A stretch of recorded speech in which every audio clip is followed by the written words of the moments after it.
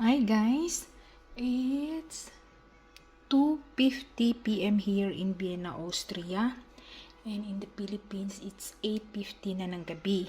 So dito guys, pakain pa lang kami, sa Pinas patulog na. So today guys, nagluto ako ng what we call that, escabeche. Escabeche ang niluto ko ngayon guys. Ayan guys, so kasi nakabili ako ng isda sa Asia shop. Yan guys, pero itong isda ko guys is galunggong.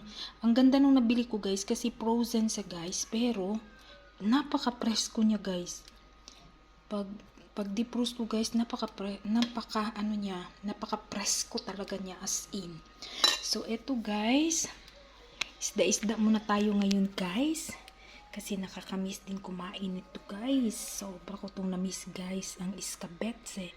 At syempre guys, kapag ganito yung ulam natin guys, ano pa ba? Ano pa ba guys? Di rice is life.